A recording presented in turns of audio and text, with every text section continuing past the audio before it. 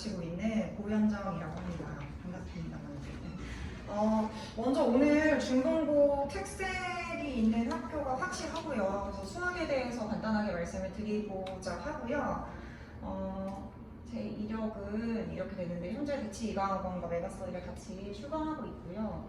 사실 이렇게 생각하시면 될 것 같아요. 중3 때 성적이랑 고1 때 내신 어머님들도 그렇고 사실 첫 시험이 아이들에게도 되게 충격이에요. 왜냐면 아이들은 이렇게 생각할 수 있어요. 일주일 전, 보통 하루 전에 공부해도 성적이 나왔었는데 이제는 성적이 안 나오기 때문에 아이들이 이게 만만치 않네? 이제 깨달은 거죠. 왜냐면 그 전에는 막연하게 생각할 수 있었던 부분이 실질적으로 등급으로 나오기 때문에. 근데 사실 중학교 때에 비해 성적이 떨어진 것이 아니고요. 중학교 때는 변별력이 없었다고 생각을 해주시면 될 것 같아요. 그래서 사실 뭐 A등급 맞았던 아이들도 고등학교 들어가면 1등급에서 5등급까지 충분히 맞을 수 있는 아이들이었기 때문에 그 부분에 대해서는 이제 받아들일 거는 받아들이고 아이들도 이제는 어떻게 그거를 계속 그렇게 갈 수는 없잖아요. 그래서 그 방향성을 어떻게 해야 되는지, 수학을 어떻게 극복해야 되는지 이제 학교도 확실히 정해진 이 상황에서 대비해야 되는 거를 간단하게 말씀을 드릴 것 같습니다. 오늘. 그리고 먼저 제가 본격적으로 오늘 말씀드릴 이야기는 3가지 정도가 되는데요. 첫 번째는 앉아볼게요. 네. 첫 번째는 올해 시험 본 중간고사 기조에 대해서 조금 말씀을 드리고 그 다음에 기말고사, 다가올 기말고사를 작년 대비 어떻게 대비를 해야 되는지를 말씀을 드릴게요. 먼저 오늘 이번에 중간고사가 사실 다른 학교에 비해서 일주일 정도 먼저 진행이 됐어요. 그래서 일주일이 진짜 큰 차이가 조금 있거든요. 그렇기 때문에 대비를 좀 빨리 시작해 주셔야 될 것 같고 기말도 당연히 조금 일찍 볼 테니까. 그리고 중동고는요, 특히 원래 중동고에 색이 있어요. 그 문제 유형마다의 색깔이 학교마다 존재하는데 중동고는 조금 뚜렷한 색깔이 있고요. 다른 학교에 비해서 문제 자체가 어렵죠, 물론. 근데 많이 약해졌어요. 솔직히 3, 4년 전에 비해서 문제 자체가 많이 약해졌고 작년에 비해서는 어려워졌다고 하지만 등급 컷이 1등급 컷이 95점 전후라고 생각이 들거든요. 그러니까 한 문제를 틀리고 서술형에서 부분 점수로 좀 바뀌었다 이러면 이제 1등급이 어려워지는 거죠. 근데 어차피 1학기 성적이 기말고사와 같이 통합돼서 나오기 때문에 기말 대비를 어떻게 하느냐가 굉장히 중요한 관건이죠. 그리고 부교재가 사실 EBS 올림포스인데 부교재는 거의 안 나왔다고 생각을 하시는, 그러니까 설명회를 가시면 선생님들마다 얘기가 달라요. EBS가 아예 연계가 안 되어서 나왔다는 선생님들도 계시고 EBS가 연계가 됐지만 좀 변형이 많이 됐다 이런 선생님들도 계세요. 그게 뭐 선생님들마다 맞고 틀리다가 아니고 관점의 차이라고 생각을 하시면 될 것 같아요. 유형이 바뀌었다 라는 것은 아이들은 받아들이기 아직은 그걸 볼 수 있는 눈이 없어요. 사실 뭐 숫자가 바뀌었다 라는 정도는 아이들이 인지할 수 있겠죠. 숫자가 바뀌었다, 똑같은 문제인데 수가 바뀌었다. 근데 선생님들은 딱 보면 이건 이 유형이잖아, 우리 기출문제에서 이거 풀었었잖아 이렇게 하지만 아이들은 숫자가 바뀌지 않는 이상은 그거를 몰라요. 그렇기 때문에 우리 아이가 어려운 문제만 많이 푼다고 해서 성적이 잘 나오느냐, 그건 아니라는 거죠. 그렇기 때문에 중동고는 확실히 중동고 색깔이 있는 게 맞습니다. 하지만 중동고 그 전문학원으로 보냈을 때 장점은요, 1, 2등급 컷, 즉 80점 후반대와 90점대 아이들은 그게 확실히 약이 될 수 있어요. 그게 확실히 좋아요. 하지만 우리 아이가 70점대 밑으로 떨어진다, 80점대 뭐 초반이다 70점대 밑으로 떨어진다 이러면 사실은 독이 되는 게 맞습니다. 왜냐면 아이들이 어떻게 되냐면 총 10문제가 있어요. 근데 10문제 중에 우리 아이가 풀 수 있는 문제가 한두 문제라면 사실은 그거는 도움이 되지 않는다고 생각을 해주시면 되거든요. 왜냐면 이제는 문제를 암기해서 단순히 풀 수 있는 건 아니에요. 중학교 때는 유형을 암기하면 풀 수 있었어요. 근데 고등학교 때는 이 코어 힘이라고 전화를 하거든요. 코어 힘이 전혀 없는 상태에서 어려운 문제만 계속 풀린다? 그럼 사실 도움이 되지 않아요. 문제가 똑같이 변형된다? 아이들이 인지하지 못합니다. 그렇기 때문에 그 어려운 문제를 풀기 위해서는 단계별 수업이 되게 중요하다고 생각을 하는데 저는 아이들에게 그걸 굉장히 강조를 해요. 그래서 사실 이번 객관식 16번, 17번이 다 이차함수 문제였거든요. 근데 함수 아이들이 진짜 어려워요. 근데 함수를 고3 때까지 안 하고 갈 수는 없거든요. 그리고 특히나 16번 같은 경우에는 고3 문제가 거의 변형돼서 나왔다고 생각하시면 돼요.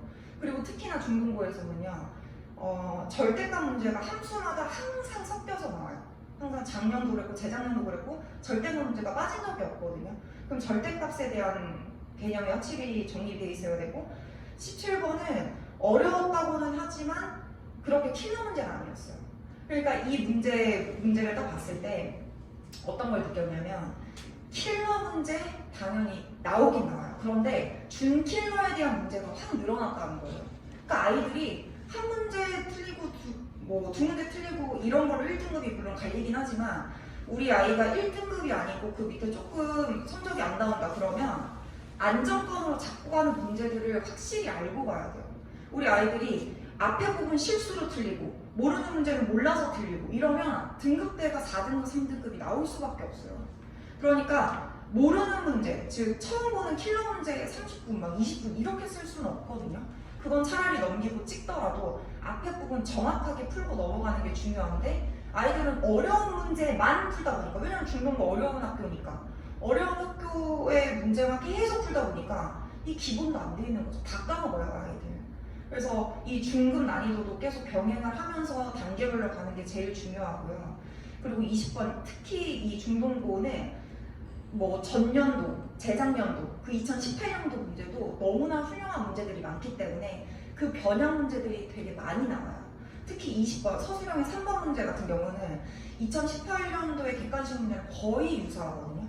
숫자만 조금 바뀌어서 나오거나 그러니까 3년치의 기출은 반드시 보고 들어가는 게 맞습니다. 그리고 뭐 EBS 저는 중간고사 때가 문제가 많이 어렵지 않았기 때문에 사실은 기말고사 변별력을 위해서라도 굉장히 어렵게 나올 것 같아요. 그리고 서술형도 15점이기 때문에 비중 자체가 높지는 않거든요. 객관식이 훨씬 비중 자체가 높기 때문에 하지만 서술형에서 킬러 문제 충분히 낼 수 있다. 왜냐면 거기서 보통 선생님들이 1등급, 2등급 0.5점 차이, 1점 차이로 가르기 때문에 서술형 대비가 충분히 이루어져야 됩니다. 그 대비는 사실 제 수업 교재는 이렇게 되거든요. 수업 교재는 제가 본 교재에서는 지금은 사실 제 수업 교재를 나가진 않아요. 지금 자체에서는 수업 교재 안 나가고 있는데 왜냐면 수업 교재가 조금 어렵기 때문에 지금 아이들이 바로 이걸 실전을 투입되기가 조금 어려운 상황이기 때문에 이론하고 중급 난이도를 같이 나가고 있는 지금 교재로 따로 나가고 있고요. 이거는 제 수업 주교재고요. 보시면 알겠지만 제 주교재랑 부교재, 워크북 모두 A, B, C 스텝으로 단계별로 구성이 돼 있거든요. 그래서 우리 아이가 모든 문제가 다 어렵지 않아요. 1푼도 그렇고 블랙라벨도 그렇고 뭐 C 스텝도 그렇고 모든 문제가 어렵지 않거든요. 그래서 저는 선별을 해줘요. 그래서 A, 뭐 C 단계에서도 이렇게 등급을 나눠서 저는 풀리게 하는데 그게 아이들의 자신감을 고취시켜주는 거는 굉장히 도움이 되거든요. 그래서 저는 워크북도 사실 연계되는 과정 속에서 저는 많이 내려고 해요. 제가 주교재에 나갔던 문제들을 혼자 복습할 수 있게끔 내게 하고요. 이건 제가 말씀드렸기 때문에 좀 넘어가고요. 그 다음에 저는 이 실전 테스트가 굉장히 중요하다고 생각이 들어요. 아이들 시험 보고 제일 많이 하는 이야기가 시간이 부족했다 라는 말이 제일 많고요. 사실 어려운 것도 당연히 맞겠죠. 어려운 학교니까. 근데 시간이 부족했다는 아이들이 굉장히 많아요. 그 말은 평상시에 물론 모든 학원에서 테스트를 진행을 하지만요. 아이들별로 문제풀이 속도가 조금씩 다 달라요.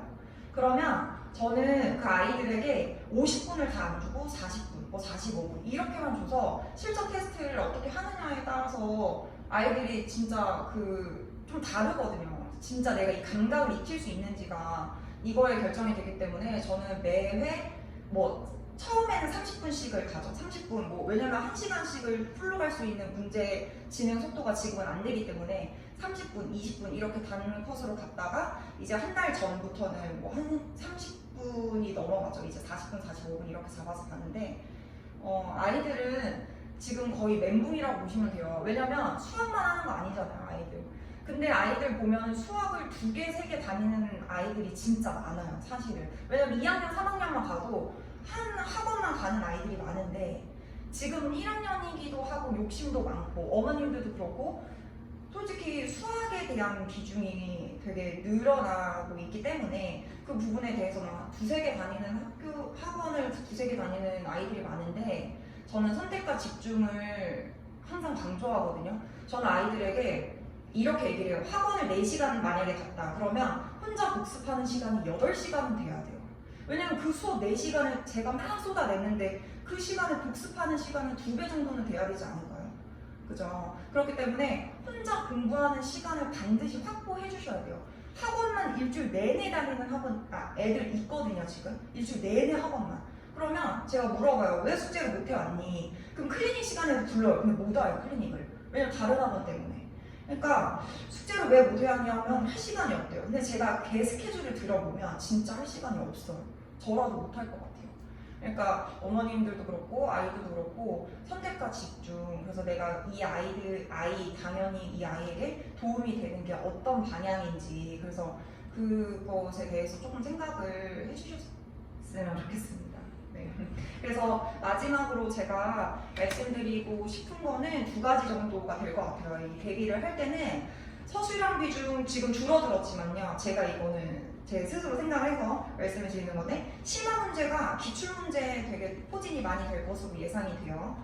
그리고 반드시 서술형 쓰기 연습. 저는 항상 연습장에다가 제가 매 설명회마다 말씀을 드리는데 수학은요 굉장히 이제 풀이가 길어져요. 그렇기 때문에 중학교 때 그냥 중구난방으로 문제를 풀어서 해결이 됐었던 게 이제는 해결이 되지 않거든요.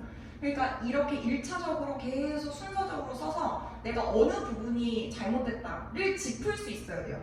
근데 중구난방으로 계산식을 쓰면 안 보이죠. 내가 이거를 어디서 잘못됐는지가 안 보여요. 그러니까 처음부터 줄 있는 연습장. 근데 만약에 내가 줄 있는 연습장이 불편해. 그러면 줄 없는 연습장도 괜찮아요. 근데 차분히 그냥 한 줄로 한 줄로 쓸 수 있는 연습을 평상시에 하셔야 되고 평상시 시키셔야 되고 연습장 없이 오는 아이들 진짜 많아요. 근데 저 연습장 사주거든요. 진짜 필요해서 연습장 꼭 챙겨주시고 그리고 2번째 대비는 모의고사 기출 변형. 제가 아까도 말씀드렸듯이 16번 같은 경우에는 모의고사 기출이거든요. 그러니까 그 기출 모의고사 계속 푸는 연습하시면서 대비를 하시고 역대 기출 저는 3개년치는 무조건 보라고 얘기를 하거든요. 2018년, 2019년, 2020학년도까지는 무조건 기출 문제 풀리셔야 됩니다. 네, 그래서 오늘 제가 너무 시간을 많이 잡아먹은 뒷부분이 조금 힘드실 수 있으니까 제가 이 정도로 하고요. 이거는 제 연계교재랑 기출문제랑 나왔던 문제인데 네, 이거는 넘어가도록 하겠습니다. 네, 저는 이 브로셔에 제 수업비 날짜랑 이런 거 있으니까 참고해 주셨으면 좋겠습니다. 감사합니다.